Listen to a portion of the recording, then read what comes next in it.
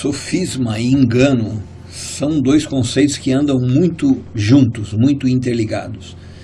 Porque o sofisma, ele nada mais é do que uma mentira dita de uma forma que parece ser uma verdade.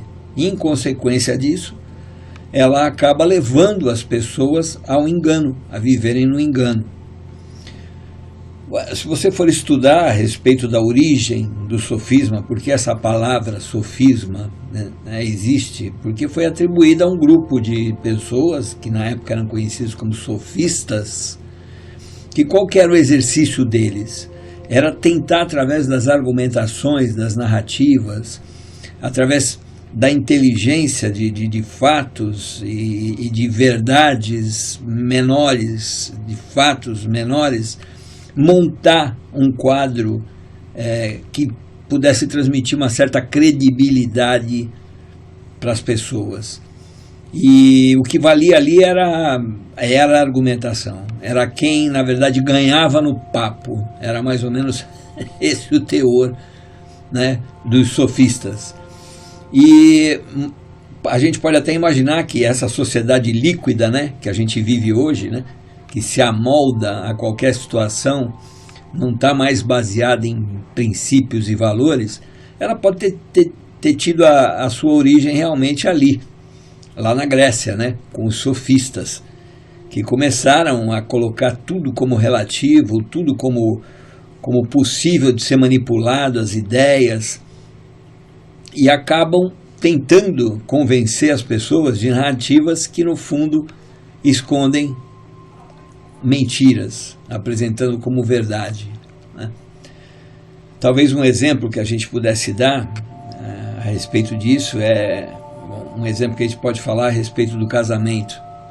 Uma argumentação, um casal que briga e que tem problema no relacionamento, como muitos casais, né? A gente sabe que isso aí ocorre, e então vem aí um conceito, né, que todos teoricamente aceitariam como verdade por causa das argumentações. Poxa, se for para viver assim é melhor separar, né? E às vezes a gente fica preso nessa narrativa, nessa afirmativa, porque não tem como desassociar a ideia de que a briga é ruim. Mas a narrativa não devia ser é melhor separar porque vivem brigando, mas deveria ser, eles têm que parar de brigar e viver em paz, e viver em comunhão, e viver num ambiente feliz, né, e sólido. Aí a argumentação continua, mas será que isso é possível? Né? Os fatos têm demonstrado ao longo da história, né, do casal, que eles realmente não conseguem ter uma vida em paz. E aí a gente começa a atribuir ao impossível um argumento plausível e forte para que a gente tome atitudes erradas em função de sofismas, que são essas conclusões, né, ou essas narrativas, ou essas assertivas, entre aspas, né, em função dessas associações de fatos errados. Outra coisa que o engano, a gente pode falar a respeito do engano também, porque o sofisma ele acaba gerando engano, na medida que a argumentação é forte o suficiente para a pessoa adotar aquilo como uma verdade, aquela mentira como uma verdade. A pessoa, na verdade, ela tá se tornando uma pessoa que vai agir em função do engano, ela está enganada, ela está iludida, né? Ela está manipulada por um sofisma, por uma afirmativa que parece verdade, ela adotou como verdade, e ela vai viver em função daquela narrativa ou daquela verdade, ela vai viver no engano. E aí a gente pensa, poxa, mas como é possível a pessoa, será que ela não está enxergando que ela está agindo de maneira errada? A gente fala assim, as pessoas de fora, né, que olham, ajudam, né?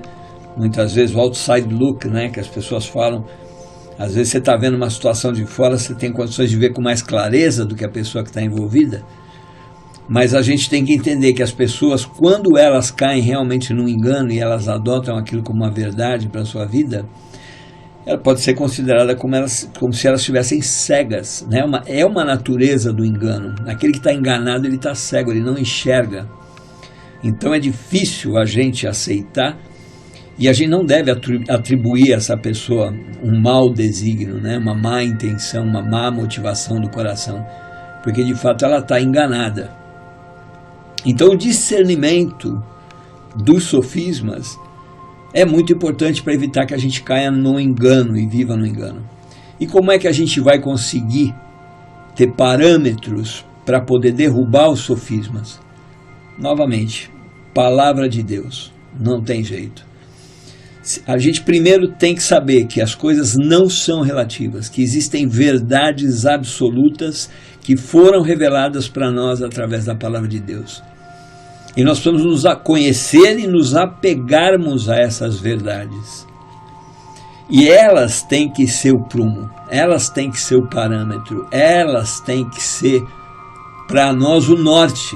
Como que a gente vai agir, não em função das argumentações, dos sofismas, das aparências, das narrativas, mas em função dos valores. O que a Bíblia fala com relação ao casamento? Que Deus odeia o divórcio, odeia a separação, que Deus não admite. E a Bíblia fala também, a palavra de Deus fala que o Espírito Santo de Deus, ele é poderoso para transformar a nossa vida. Tem aquela história daquele endemoniado gadareno, quando Jesus expulsa aquele demônio, ele fala para aquele homem, agora lúcido, de volta às suas faculdades mentais, depois de um período possuído por espíritos malignos. Jesus fala para ele, ele quer seguir a Jesus, e Jesus fala, não, volta para a tua família. Aquele homem tinha uma esposa, aquele homem provavelmente tinha filhos, a Bíblia não fala, mas ele provavelmente tinha uma família, né? E aquele homem, depois de liberto, depois de transformado pelo poder de Deus, ele se torna um homem apto para conviver e para viver em paz, viver numa atmosfera de amor com a sua família, com a sua esposa, seus eventuais filhos, porque a Bíblia novamente não nos revela a respeito da família desse homem, mas é um exemplo claro que para Deus não há impossíveis. Então, nós precisamos buscar realmente, buscar na palavra de Deus, esse pilar dos valores espirituais para a nossa vida. Toda vez que a gente começar a desviar o pensamento, começar a acreditar em alguma narrativa, em alguma coisa que de alguma maneira vai de encontro ou confronta os valores basilares da palavra de Deus, pode ter certeza que isso vai te levar para o engano.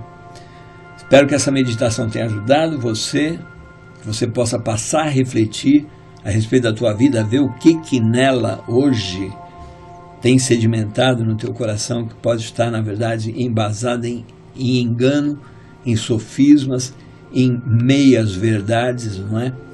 Em mentiras que parecem verdade. Faça uma autoanálise, sonde diretamente em oração, busca diante de Deus para ver o que na tua vida hoje precisa ser descartado, para que você possa ser livre para viver na presença do Altíssimo. Vejo você no próximo vídeo.